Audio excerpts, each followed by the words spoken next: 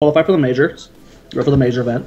That would be Clairvoyant Gaming, Cloud9 Vortex, Barrel Boys, and Symbiote Gaming. Symbiote Gaming is currently up 1-0 in that series, by the way. Oh wow, okay, good to have the update.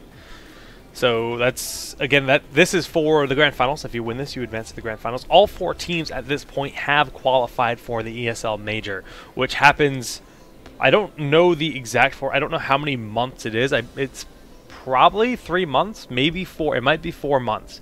It's going to be like a 16-man bracket. But once you qualify, you're in, and you're in the major. In the major, I believe it's a $2,500 prize pool. But again, I could be lying to you about everything. So take it with a grain of salt. You can actually find it. Just Google Go4 Heroes or type !bracket in the chat here, and you'll get a link to this bracket that'll take you to the website. First place gets $250. Yeah, that's for today. But it's pretty solid. $250 for first, not bad. Second place gets absolutely nothing except pride and again advancement into the ESL major. We got a ban on Nazebo.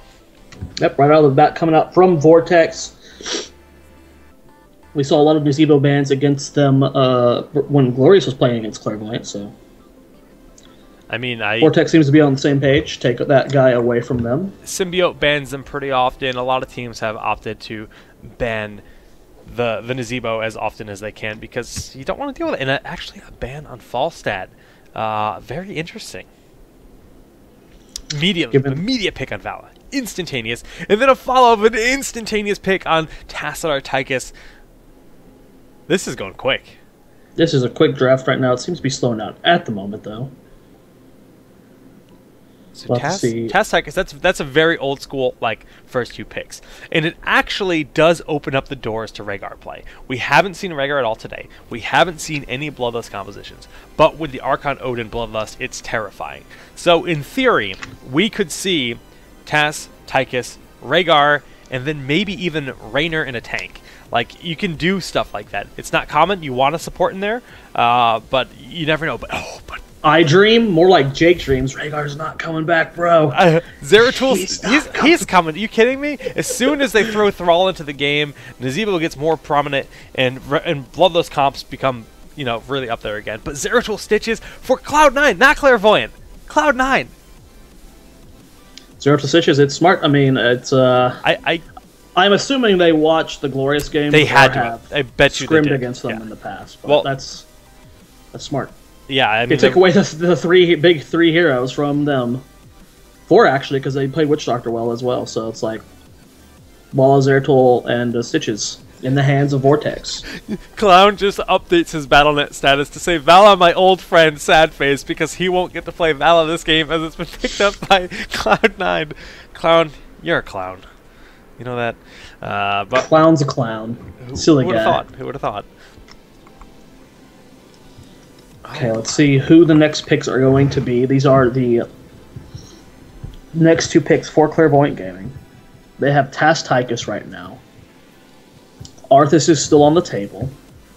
Arthas is always on the table. Why?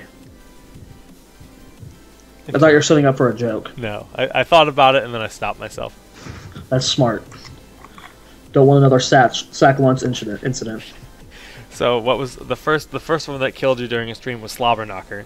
So they got you with sack lunch. Jake, bringing out the crazy lingo. All right, so I don't think they'll pick Arthas. They've never been, from what I've seen, too lenient on Arthas. But with Nazebo banned, that leaves Murden and ETC. So they did go with Arthas. Okay, so okay. Oh, and I'm being assaulted by a cat. Brightwing Arthas is in fact gonna be the picks here. But you know what? I want the cat in the VOD. Just cat things. Say hello to Koopy's kitty. Kitty. She's actually drooling, and that's kind of weird, but I didn't know cats could drool. Look at the kitty, oh. Yeah, so that leaves Vala, Zeratul, Stitches. So that leaves Uther on the table. More than likely going to be seeing Uther. And I mean, yeah, Uther makes a lot of sense, especially when you compare Rain of Vengeance with Divine Storm. That's so much lockdown. It's actually terrifying. Uther Hammer. Calling it here. You're calling Hammer. That's Dragonshire, good map for it. They've got the Stitches. true. They got the Uther and the Void Prism. I'm actually going to do something crazy, and I'm going to agree with you and say it's a smart choice. iDream has actually played Hammer at a really high level. I know he likes the hero, and it makes sense on this map. So I'll concede and say that it makes sense, and I agree with you. It makes it just me feel more I mean, there is also the argument for Zagara. Zagara makes sense too. Zagara makes sense too.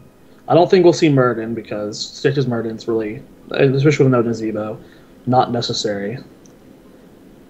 Hammer Mouth. Okay, so we were half right. Okay. Mouth, I like Mouth maybe a little bit more for defending the hammer, just because root is like if you're good with your roots, that is terrifying. It's not even just that; it pairs so well with Gorge. You can spit them onto the lawn, if you will. You just throw down the entangling root, and you have Stitches gorge them into it, and it's such a strong combo. But yeah. Oh yeah, we didn't talk about that. Vortex lost to CG yesterday as well. Wow. Or did we talk about that? We didn't. No, I didn't make that connection. But you're right. I cast that game. I should know this. And we actually saw them play on Dragonshire, if I'm not mistaken, and I believe that actually Cloud9 used Hammer as well. Again, this is the only map where Hammer is really valued greatly because just the way the map is laid out. You'll see the way iDream plays. He's very aggressive with pushing and very good at holding those shrines. We'll see what the final pick is here out of Clairvoyant. It's a tough one. They're thinking about it. Currently sitting on Brightwing, Arthas, Tassadar, and Tychus. Looking at what's available. Kerrigan didn't work out for him the one game they played her. That's true. She is available, but it wasn't the most solid play. Now, Chen, still an option. Kerrigan, Chen, Murden, and Uther are all the high priority heroes that are left. Yeah, but Uther, Brightwing... So unless they no. You're not going to see Uther, Brightwing, and Tassadar. This isn't the EU meta. We don't do double support here. No, Tassadar is as closely as the next support's ever going to get for this kind of comp. In NA. Maybe Illidan? Illidan's fine in this composition. With Tassadar shielding and Brightwing having shield ally and a lot of sustain, he's fine. What? Again, we're seeing Abathur.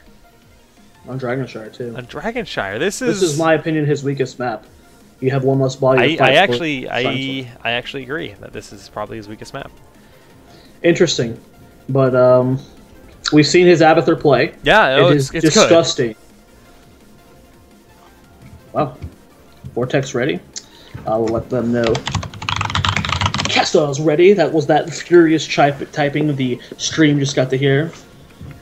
I just looked over at the chat for once, and it's just cat emotes. Cat. I like it. Well, the game is just about ready here.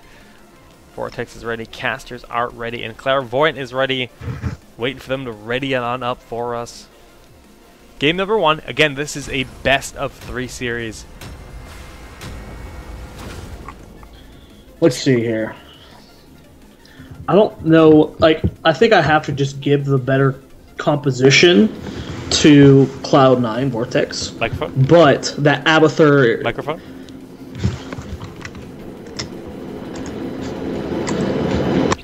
It was just starting to get louder. It's like the doom is creeping on. It's like if you don't click it soon enough, you actually just get swallowed up in the abyss. But you got it. You got it. Sorry. You're still with us. Next time, this will not be a problem. I've been given a fix. It's good, man. Do you remember what your thought was? Abathur, their compositions?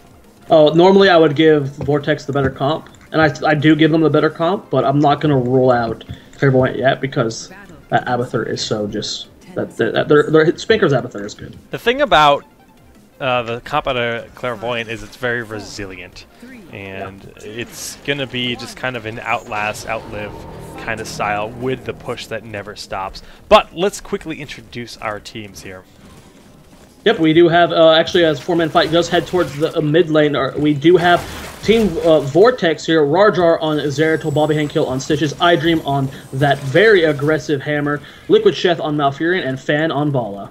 And on the other half, well, we're going to try to make sure we don't miss any action here, but the other half is going to be Tychus, Abathur, Arthas, Tassadar, and Brightwing, played by Clairvoyant, respectively. Sorry for the lame introductions, if you will, but the action is underway. Now, typically we see a lot of members rotate to the bottom lane, but we saw all 5 run straight to the middle here for Cloud9, and that's a pretty interesting thing to do. Yeah, it's but they got the lanes in time to not miss any experience, so not that big of a deal. The one thing the weird thing to me is that we're seeing a 3-lane push coming up top lane from Vortex. Usually it's the 3-lane in the bottom because it's harder to gank the bottom lane. But what I like about this actually is I think the arc on this top, the way the top shrine is designed, I think it's better for Hammer. So I actually like this, but Chef is kind of out of position. He's getting quite low here, and it looks like he is in fact going to fall. Yep, Chef does go down. That's what I was just talking about. That lane is so much easier. I mean, if you look at the top lane versus the bottom lane, top lane it's so much easier to gank from the angle you're coming at. It's so much. And when you're on Malfurion, who your only real safety is your root, if you miss your root, you're gonna have a tough time. Caterpillar going for the wraparound here on iDream, but iDream does in fact have the mines placed there for zoning, and Chef just kind of peeking on in, make sure he's not there. Of course, Caterpillar has made his way down to the bottom lane. Roger actually forced the Hearth back, and this means the mid lane will not be soaking as long as a member does not rotate down. We do see Arthas coming up here, does land the hook onto iDream, knockback does happen. Should be just fine here. Actually, they're going in on Caterpillar pretty hard. He's getting pretty low. There's the shield from Echo using that level 4 talent. Actually, we're seeing mental acuity from Tassadar. I like that choice. And Cyan Fusion as well. That's actually, you thought that was the range, didn't you? That's the mana return on level 1 from the Tassadar. So a little bit of a weird build. We actually saw the same build out of Tassadar yesterday. Mental acuity is actually very common in the current state of Tassadar. Okay. Tassadar builds have changed quite a bit, so mental acuity is actually standard stuff, but the level 1 is very uncommon. Just have the one Envenom there in Arthas. Ooh, Dream getting really low though. Will the Avatar be able to save him? No. Nice shield there from Malfurion. Barely keeping him alive. There's so much burst from Arthas Avatar hat. Yeah, there really is. And just you can already see how much damage has been done to that wall. Now Atlanta shifting up here to the top. We have Echo, Atlanta, and Caterpillar all here, but at the same time we have 3 members here for Cloud9. Bottom lane, some pressure going down on Echo. The hook goes down there, and that will almost secure a kill. Yes, it does. Rajar and Bobby Hinkle able to pick that up. Atlanta being poked at here. His top shrine is secured by Vortex, and they do secure the bottom shrine as well. Bobby Hinkle is chasing Clown. He does dash forward. The hook does end up hitting. Roger coming up from behind, does blink in, does land a singularity, and he is going to go down. Another kill going over to Vortex. At the same time, Dream pushing the top lane. 1 tower's already fallen. The second one going to fall. You were right, man. Dream's pushing ability is... He's so aggro, and he just doesn't stop. He says, I have 1 goal in life, and it's take down your walls. Caterpillar is taking so much damage. Dream aggressively boosts forward to knock him back and secure that kill. That's been 3 kills in the last minute here for Cloud9. Echo making it 4. Oh my goodness, the Dragonite is being picked up at the meantime by Rajar. Cloud9 taking such an incredible dominant start in the start of this game of Dragonshire. Do you remember the draft as of from yesterday that CG took? I wish I did. I'm terrible at remembering drafts, so I have to admit. I wonder if like this, because this game feels really strong for Vortex so far. Yeah, I wonder if like they just took a bunch of comfort picks from Clairvoyant. Well, I mean, obviously picking Zeratul Stitches, that was comfort picks they stole, and Bobby Hinkle and Bala. And Bala, yeah, you're right. So all 3 of those is just like, well, they deny Bala from Clown, they deny Stitches from Atlanta. It's just, every ounce of it is just really strong play. And look at iDream. He has no fear. He says, man, I'm fine. I'm just going to keep chipping away. I won't be surprised if he sieges up again. He has good faith in his support. Going to keep him alive, shield, roots when needed. When you always have the chance of Stitches being able to save you. I don't think you go... Do you go... So with the Stitches, do you go the Slam Stun for defending the hammer, or do you go the Fishing Hook to pull into the hammer? I personally think Pulverize makes more sense to get the stun. I agree. In this scenario when you have a hammer. At the same time, you don't really have any real huge targets that you want for those fishing hooks. Oh, you got the overlay wrong. Oh, they're backwards? Yeah. Thank you for the heads up. Rajar is pushing this mid tower right now with Dream. That mid tower is being saved by Symbiote, but another tower should be falling. Napalm Strike is so good at pushing. The extra damage it leaves on the ground can help secure towers so much. Tassadar and Abathur are trying their hardest to shield. There goes the mule going down. Will it be enough to end up saving it? Hashtag production blunders. Hashtag production blunders. Well, that's why I typically like to make the lobby, because I can control that, but it's just fine here, guys, as it has been corrected. Thanks for the heads up, chat and Zoya. And, you know, as it stands, level 11 has been achieved, so let's look at the talents here. We do, in fact, have the heroics available. It went with Strafe, not Rain of Vengeance, Putrid Vile. If you just talk about this, hat going down, Rarjar. Did you talk about this when I was fixing it? Talk about what? The heroics? I feel like you did. Okay. I was talking about them pushing. You're good. You're good. Good. Okay, good. I felt bad for a second. All right, Knight's being picked up here by Cloud9. And, of course, level 10 has been hit by Clairvoyant. And it's Archon Emerald Wind, Army of the Dead, of course, Evolution, and Odin. So nothing weird here. Just the only difference is we are, in fact, seeing Strafe instead of Rain of Vengeance. But it is, in fact, a different person playing the hero. Yeah, he is the only... oh, Echo actually getting really low on the top lane. Will Strafe be able to secure that kill? Abathur Hat trying to save him. He does end up just barely living there and trying to get that kill. Not able to secure it. Kills right now are 5-1, and we have a fight in the bottom lane. Caterpillar getting really low. Army of the Dead is being popped. There is the Archon, and double Tychus doing a lot of damage. Chef Pop Tranquility trying to get out of there. Caterpillar in an awkward spot. Does get polymorphed. He's got 2 Tychuses and a Tasker on him. Will be able to get our big hook onto Atlanta. No Gorge follow-up. He's going to be able to get out of there. Despite so many heroics being popped on both ends, no kills have been secured yet. Yeah, I mean, Arth is just barely living there. The hook on Atlanta, almost enough, but Clown's going to step into this Void Prison, and is that going to be the end of him? They try to get the surround. Is it going to be enough? Clown is going to end up falling here. Am I going to eat my words? Yes, I am. Rarjar so very low. Bobby Hankill going down. So we have a kill, finally. Oh my goodness! My gosh. Just the tip of the Odin's explosion. And Dream going to go down as well. Look at that tank just explode into pieces, shattering across the battleground. I would not want to be in that tank when it blows up. Nor would I. That would be terrifying. Now Sheth is going to be capping this bottom shrine, giving both shrines here to Cloud9, but at the same time, Echo is here to cap the top shrine to make sure they do not get a Dragonite. Caterpillar and Clown not even going to try to get it because they know it is for no purpose, as they have no chance of capping it, and just going to rotate down and cap this bottom shrine respectively. Level 13 versus level 13, taking a look at the talents. Nothing too shocking here. Yeah, everything looks pretty normal from both sides. One rewind in the game onto onto Brightwing, excuse me.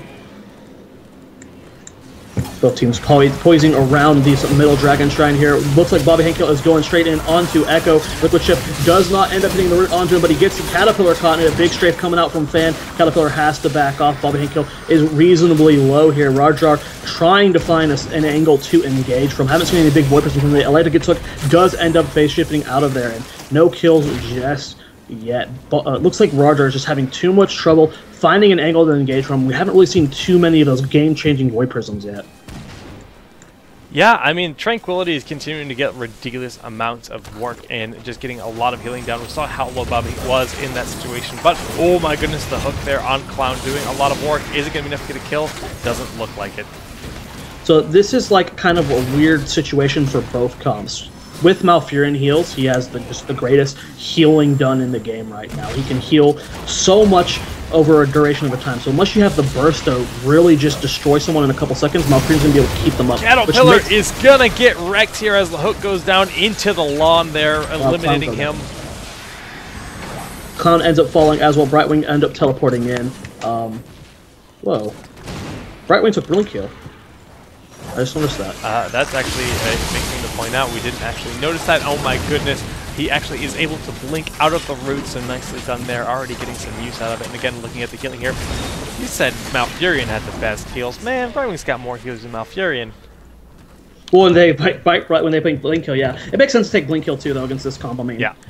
There's really no disengaged chance. But what I was trying to say was, with the fights being long with these two teams, this gives Abathur a lot of backdoor potential. So we saw that big fight in the middle, and big Void Prism though catching 3 people. Caterpillar gets stuck back. He should end up going down here as Dragonite is going for the flank. No, Caterpillar is still alive somehow, some way. Odin is caught by Clown. Big strafe coming out from Fan. Bog being killed at half HP. Chef is completely out of mana. Don't know if he can keep his team up for much longer. Dream does get a kill onto Brightwing. This Dragonite is just wailing on the team onto Clairvoyant from the backside. Atlanta is trying to live through that. He should be fine. Clown getting punted away. Spanker is doing as much damage as he can while he has that evolution. Goes into Odin form.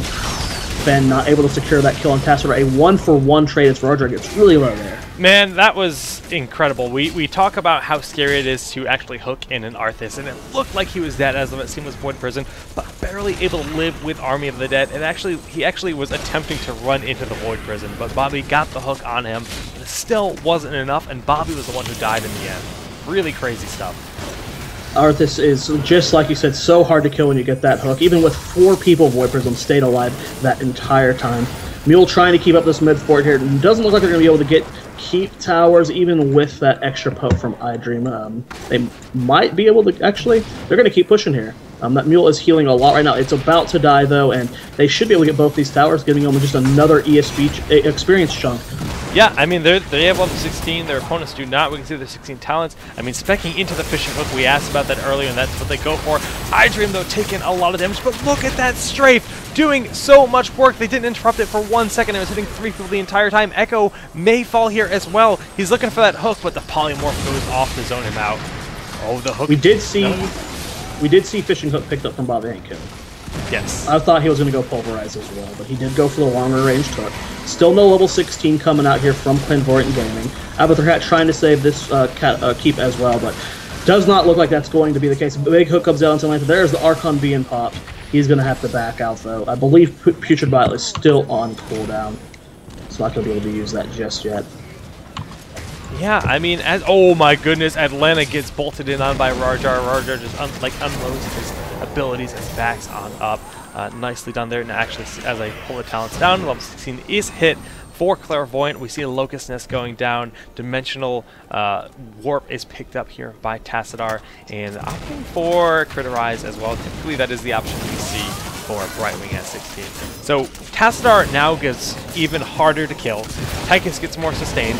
Abathur gets more pushing potential. It gets scary from here on out for both teams. Quick update for both you and the stream. Symbiote Gaming has won their side of the bracket 2-0, so they are waiting for the winner of this set in the finals. Very cool. So that the winner from this best of 3 series will advance to face them, but this is in fact game 1, so it's a bit before there, and we see a big engagement happening in the top here. Atlanta is going to get out of that fight very quickly, using his phase shift to get out of there. Caterpillar is being chased right now. No hook has been thrown just yet by Bobby Hankel, just waiting for the opportune moment to go ahead and use that. Abathur ult has been used on like a big strafe going down. Echo getting really low here. Catapult. Oh, 3 members stuck into that Void Prism there. Don't know how I feel about that Void Prism just yet. Echo's going to be able to get out there. Roger has to disengage, and neither team really willing to commit fully here. We have a double Odin, though. I don't know if Vortex can stay in this small area against 2 Odins. Look at Brightwing Hearthing back in the middle of battle, knowing he can heal up and phase shift back into the fight. Caterpillar is going to die in the process, though. He's coming back here on Cloud. Clown is healing up with First Aid. Spanker, that is, of course, the Abathur clone, is going to be taking a lot of damage as well. But Echo gets completely blocked in. They hook him in and body block him into the wall, just deleting him from the fight. And Atlanta's going to get to safety here, but Clown is kind of out of position. I don't think he has any chance of surviving. Oh my god, Dream. Holy cow, how did you not die there? Atlanta popped out to get that kill on iDream and actually dies for it. So it ends up being an all kill except for Abathur. Huge play here for Cloud9. I want to go back to how we were talking about the Malfurion heals from before. Double Odin through a concave, and Liquid Chef was able to keep everyone alive for that entire fight. That is just insane to me. Malfurion heals in these long fights just makes no sense. It's impressive, that's for sure. I mean, looking at the numbers, too, 58,000 at this point, only 14 minutes into the game. It's a lot of healing done. And of course, as we approach level 20, 19 here presently for Cloud9, only level 17. So that's a 2-level advantage for Cloud9 Vortex. Echo and Caterpillar coming in here on Fan at the bottom shrine here. He is getting burst pretty low, and wow. Abathur had Arthas, man. Yeah, it's a nice just pickup. Annihilated him. But even with that pickup, they're only 6 kills to 14 at this point. And they need more, and as we say that, those numbers are going to be increasing, but as I say that, Army of Death goes down, and Caterpillar is at full HP permanently, it seems. Rajar is taking so much damage.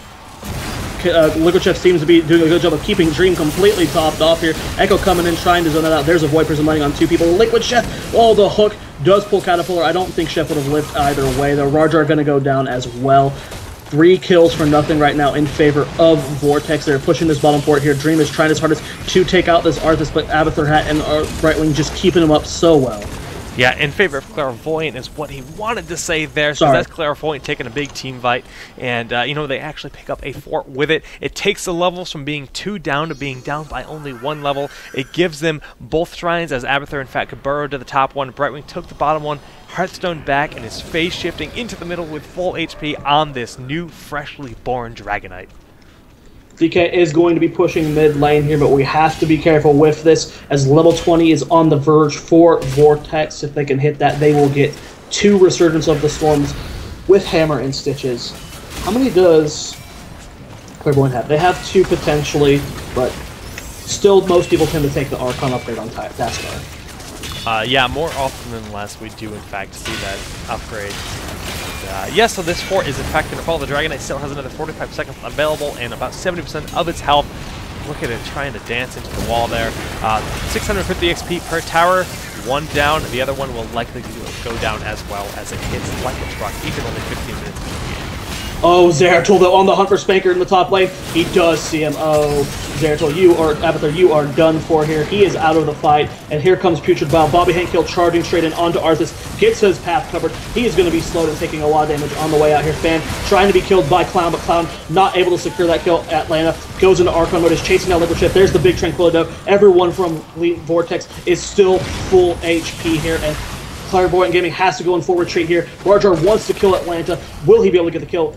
Void shifts on out of there. Clown is going to be able to escape as well. Doesn't look... Oh, big hook on the Clown, though, and he will end up going down. Wow. All of that was crazy. I mean, we missed the hook on Clown. I was following the Rajar because, honestly, his Zeratul is doing disgusting things to Clairvoyant right now. He is just violating their privacy. They have nowhere to hide. He's in their face constantly, picking up kills, and honestly, that's game. That's it.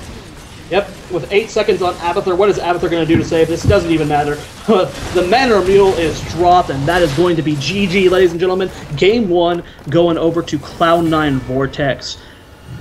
I'm just going to say it, Jake. They took away a bunch of comfort picks from Clairvoyant Gaming, and you could tell it had an impact. It looked... It's a combination of, like, those are their strong heroes. Both teams have, like, really... They're both good with those heroes, and yeah. I think they realize that those are definitely comfort picks of the other team, so they went out of their way to make sure they got them first. So getting those really early picks, I mean, it worked out for them. The bans worked out, so the draft wasn't bad by either team by any means. No, I agree. And I don't want to say that taking the comfort picks away from Clairvoyant made them seem worse, because they did play that very well. They played well. Yeah, there was just so much sustainability in fight with that Malfurion. Yeah. And you would have the double Odin down a narrow pathway. No one died. Chef's healing was insane. Yeah, you're right. You're right. But at the same time, even when they were down 2 levels, they managed to take 3 kills, and they managed to crawl their way back into it. But that last instance where, like you said, Abathur got picked off, and then Rajar came from the backside, and he cleaned up Brightwing, and then he chased down, I forget which hero it was. He was just killing everything, honestly. Yeah, he cleared the board. It was some impressive stuff. He basically double flame striked, and the game was over. There's no coming back. Hearthstone, man, I drafted 4 flame strikes in my arena run the other day. 11 wins. So close. Yeah, so makes close. sense. So close. Flame strike so strong. But yeah, that was a really good game. Like you said, the kills were in favor of Clairvoyant, or no, excuse me, Vortex. But Clairvoyant didn't play bad. That comp is just, that's an absurd composition, man. That Malfurion mixed in with the hammer, just poke and poke and poke for days. And even with Blink Kill, Brightwing wasn't able to keep up. So as it stands, we're waiting for them to decide the map they're going to be playing on, and we'll be hopping into it as soon as we can. We're not going to throw it a commercial.